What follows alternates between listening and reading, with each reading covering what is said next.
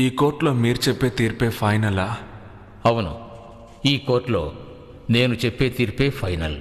నేను నేరస్తునని ఈ కోర్టులో తీర్పు చెప్పబడిన తర్వాత సుప్రీంకోర్టులో నేను అప్పీల్ చేస్తే నాకు విడుదల లభిస్తుందా? ఆఫ్ కోర్స్, మీరు విడుదలవ్వడానికి అవకాశం ఉంది. ఈ కోర్టులో నేరస్తులను నిర్ధారించబడిన వాడు పై కోర్టులో విడుదలయ్యే అవకాశం ఉంటే ఈ కోర్టు ఎందుకు, మీరెందుకు, నేనెందుకు, ఈ లాయర్లు ఎందుకు? కేసు ఒకటి, తీర్పు రెండా? అలా రెండు తీర్పులు ఉన్నాయంటే చట్టంలోనూ న్యాయశాఖలోనూ ఏదో తప్పుందనేగా అర్థం. హైకోర్టు హైదరాబాద్లో, సుప్రీంకోర్టు ఢిల్లీలో. డబ్బున్న వాళ్ళు ఎక్కడికైనా వెళ్ళి వాదించి గెలవగలరు. పేదవారికి సాధ్యం అవుతుందా యువరానా? ఒక కేసుని ఒక కోర్టులో ఒక్కసారికి 100 సార్లు విచారణ చేయండి, కానీ తీర్పు ఒక్కటే ఉండాలి. నేరస్తుల్లో మార్పు రావాలే తప్ప తీర్పుల్లో మార్పు రాకూడదు యువరానా. సూపర్ గురు. ఆర్డర్. నా మీద నేరం మోపి ఇప్పుడు ఈ బోన్లో నిలబెట్టారు. నేను చేసిన నేరం ఏంటో తెలుసా? సార్ ఒక్క నిమిషం. బలవంతంగా ఒక అమ్మాయిని చేరిస్తే దానికి ఏం సెక్షన్ సార్? అయ్యా మీరు చెప్పండి. ఐపీసీ 376. సార్ కల్తీ నిరోధక చట్టం సెక్షన్ ఏంటో ఏ సంవత్సరం చెప్పగలరా సార్? సార్ మిమ్మల్ని సెక్షన్ 12 సార్. తప్పు సార్. సెక్షన్ 16 సంవత్సరం 1954 సార్. ఇదే సార్ నేను చేసిన తప్పు. పుస్తకాల్లో ఉన్న చట్టాన్ని ప్రజల దగ్గరికి తీసుకెళ్లి చేర్చాలనే ఉద్దేశంతోనే ఉచిత న్యాయమండలిని ఏర్పాటు చేశాను. యువరానా, ప్రజలకి సాయం చేయడం కోసమే కోర్టు, పోలీసులు ఉన్నారు. కానీ గౌరవించాల్సిన ప్రజలే ఆ గుమ్మాన్ని తొక్కడానికి భయపడుతున్నారు. ఎందుకు ఆ భయం? పోలీసులు అబద్ధపు కేసులు వేస్తారు, కోర్టులు వాయిదా వేస్తాయి. జడ్జి రాలేదా? వాయిదా. లాయర్ రాలేదా? వాయిదా. క్లయింట్ రాలేదా? వాయిదా. సాక్షి రాలేదా? వాయిదా. ఈ విధంగా వాయిదాలతో 3 నెలల్లో ముగిసిపోవాల్సిన కేసు 30 సంవత్సరాలు అవుతోంది. జడ్జికి జీతం, లాయర్కి ఫీజు, కేసు వేసిన వాడికి వాయిదా. ఇలా వాయిదాలతోనే జీవితం ముగిసిపోయేవారు ఎంతో మంది యువరానా. మన భారతదేశపు సివిల్ కేసులో వాది మరణిస్తాడు, ప్రతివాది మరణిస్తాడు. వాయిదా మాత్రం వచ్చే నెల. ఇది నేను చెప్పలేదు, బాధితుడైన ఒక వ్యక్తి రాసిన కవిత. నిజానికి ఇదే ఈనాటి పరిస్థితి.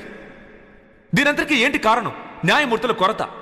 13 లక్షల మందికి 10 మంది జడ్జిలు ఉండడం వల్లే సుప్రీంకోర్టులో 3 లక్షల కేసులు, మిగతా కోర్టులో 30,000 కేసులు పెండింగ్ లో ఉన్నాయి. మన దేశ జనాభా కన్నా కేసుల సంఖ్య ఎక్కువగా ఉంది. ఈ పరిస్థితి మారాలి. న్యాయమూర్తులు, న్యాయస్థానాల సంఖ్య ఎక్కువ కావాలి. ఒక సాధారణమైన వ్యక్తి అబద్ధం చెప్తే అది నేరం, కానీ అదే ఒక లాయర్ అబద్ధం చెప్తే తెలివితేటలు అంటున్నారు. విచిత్రంగా లేదు?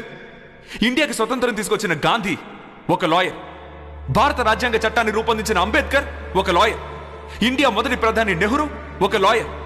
వారి వల్ల ఈ వృత్తికి గౌరవం ఏర్పడింది. కానీ ఇప్పుడు ఈ దేశంలో ఉన్న లాయర్లలో ఎవరైనా అలా ఉన్నారా? లేరు సార్. అదిగో ఆ లాయర్ పాలు కల్తీ కేసులో 5 లక్షల రూపాయల కోసం తప్పు చేసిన వాడిని విడుదలయ్యేలా చేశాడు. ఆ కల్తీ పాలు తాగి పాపం ఎంతమంది పసిపిల్లలు దారుణంగా చనిపోయారో తెలుసా సార్?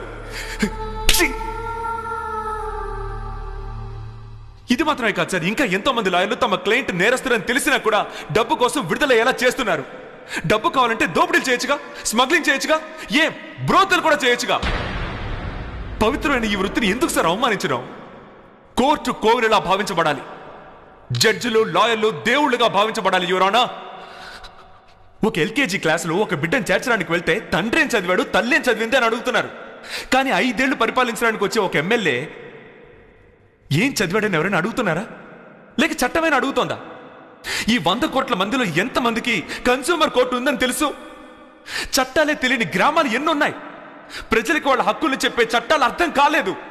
నిత్యావసర వస్తువుల కోసం ప్రజలు మార్కెట్కి వెళ్ళి వస్తున్నట్టుగా తమ హక్కుల కోసం న్యాయస్థానాలకు వచ్చే రోజు రావాలి యువరానా. ఈ 65 సంవత్సరాల స్వతంత్ర పరిపాలనలో జరిగిన తప్పులన్నిటికీ కారణం ఎవరికి చట్టం గురించి తెలియకపోవడమే. ఇక రాజకీయ నాయకులు చట్టాన్ని ఉపయోగించుకుంటారు.